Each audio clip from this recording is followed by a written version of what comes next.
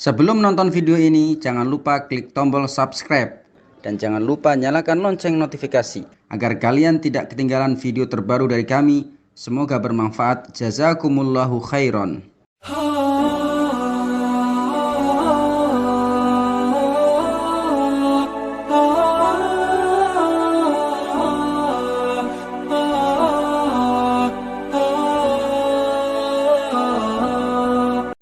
Najiskah darah manusia? Ya, manusia yang terkena misalnya tusukan, luka, jatuh dan lain sebagainya, keluarlah darah dari tubuhnya, najis atau tidak?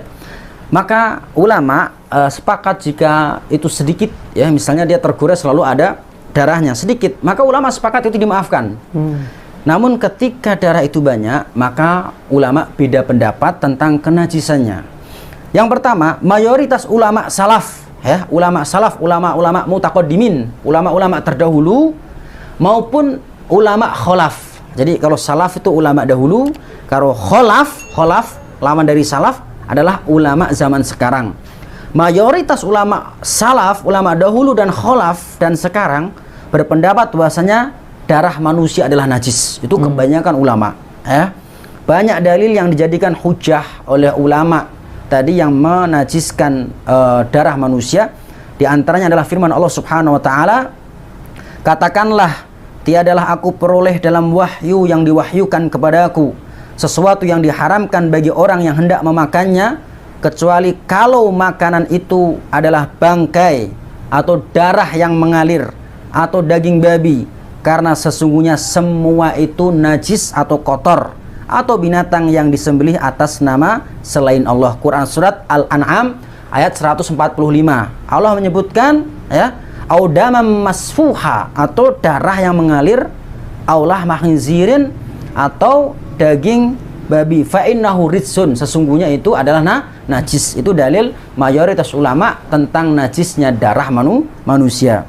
Kemudian kata Imam At-Tabari, seorang ulama ahli tafsir, mengatakan lafadz ritsun di dalam Al-An'am 145 artinya adalah najis dan busuk. Juga didukung hadis Rasulullah, ya. Disebutkan bahwa Asma diperintahkan oleh Nabi untuk mencuci darah haid, di mana Imam Bukhari telah membuat bab, yaitu bab ghuslud dam atau bab mencuci darah.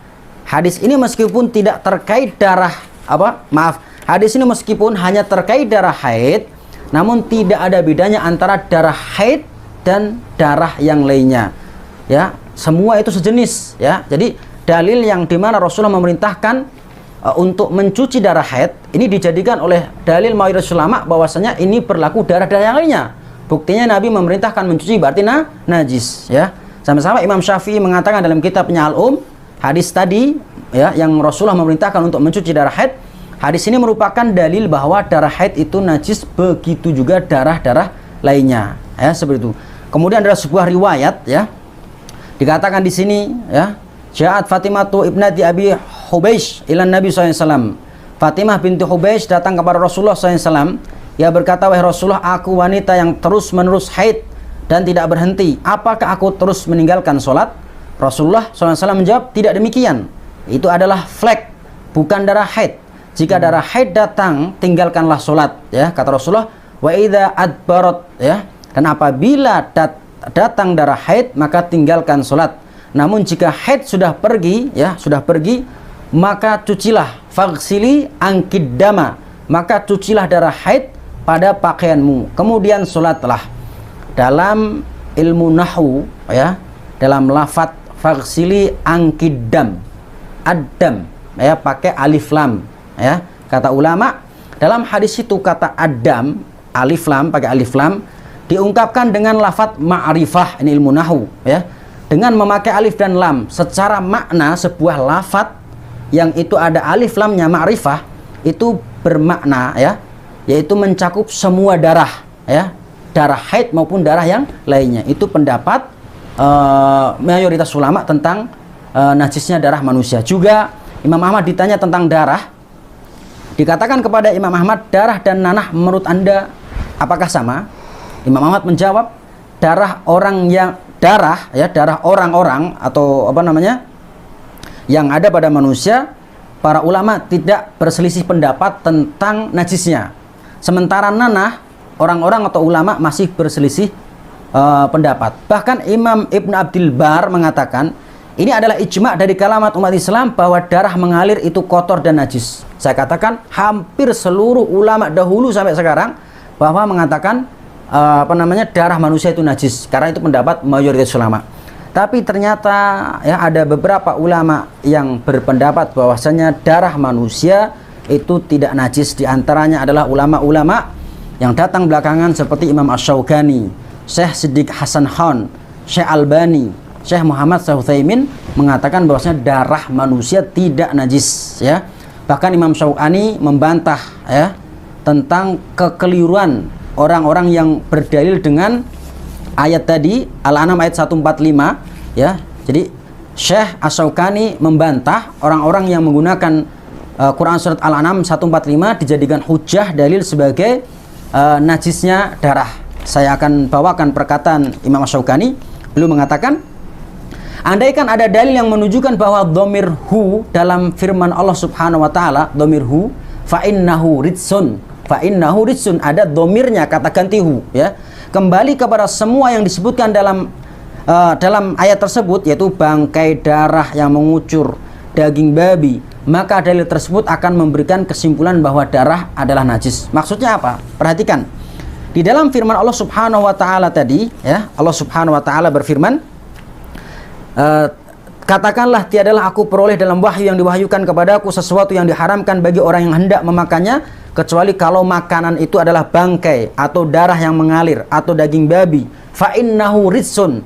Kalau seandainya dhamir kata ganti itu kembali kepada benda-benda semua tadi, maka saya setuju bahwasanya darah najis, kata beliau. Namun tidak ada dalil yang menyimpulkan hal itu. Bahkan terdapat perselisihan pendapat antara para ulama tentang apakah dhamir hu fa innahu ridsun kembali kepada tiga hal tadi ya, ataukah hanya kembali yang terdekat. Jadi di dalam ayat tadi disebutkan maitatan au daman masfuha au lahma khinzirin, tiga. Perhatikan ya, maitah, daman masfuha atau khinzirin. Fa innahu ridsun. Dhamir kata ganti hu itu apakah kembali kepada tiga-tiganya, yaitu maitatan bangkai, darah mengalir, dan babi. Apakah kembali ke situ, atau ulama sebagian mengatakan sesungguhnya dhamir kata ganti hu hanya kembali yang paling terdekat, yaitu adalah lahma khinzirin. Kalau ulama mengatakan bahwasanya dhamir kata ganti hu tadi hanya kembali kepada lahma khinzirin, tidak kembali kepada tiga semuanya, maka bahwasanya daman masfuha tadi tidak masuk kategori fa innahu ridsun ya. Jadi sehingga tidak masuk dalam kenajisan dalam ayat tersebut. Itu ungkapan Imam Asy-Syaukani. Kemudian juga ada sebuah riwayat yang dikutip oleh ulama yang mengatakan darah manusia tidak najis. Di antaranya adalah sebuah riwayat ya, di mana Imam Al-Hasan Al-Basri mengatakan, dahulu kaum muslimin para sahabat biasa sholat dalam keadaan luka-luka. Hadis riwayat Al-Bukhari. Buktinya sahabat sholat kondisi luka-luka ya. Kemudian juga dalam sebuah riwayat ya, dari Bakar bin Abdillah Al-Muzani yang mengatakan, aku melihat Ibnu Umar memencet jerawat di wajahnya, kemudian keluar sedikit darah, kemudian beliau usap dengan jari-jarinya, dan beliau sholat tanpa berwudu lagi, tidak wudu lagi, dan bahkan tidak najis ya, nggak dibersihkan karena jerawat kemudian keluar darahnya. Kemudian juga ada sebuah riwayat yang mengatakan, aku melihat Abdullah bin Abi Aufa meludah darah, kemudian beliau berdiri dan sholat ya. Jadi meludah darah, berdiri langsung sholat, nggak najis menurut dalam sebuah riwayat ini ya. Kemudian juga ada sebuah ayat, jauhilah wanita ketika mereka haid, Al-Baqarah 222. Ayat ini menunjukkan wanita yang dilarang untuk digauli adalah wanita yang haid. Maka mafhumnya, pemahamannya adalah wanita yang istihadah boleh digauli. Jadi yang nggak boleh digauli adalah istri-istri kita yang haid saja. Adapun istihadah boleh. Istihadah itu adalah darah kotor, ada darahnya masih boleh digauli. Kalau seandainya najis, nggak mungkin dibolehkan untuk digauli. Itu pendapat ulama yang mengatakan najis darah tidak najis. Kemudian Syekh Utsaimin juga mengatakan ya, ada hadis ya yang menyatakan innal mu'min la yanjus, sesungguhnya orang mukmin tidak najis sehingga darahnya tidak najis. Itulah dua pendapat ulama yang menjelaskan apakah darah manusia itu najis atau tidak.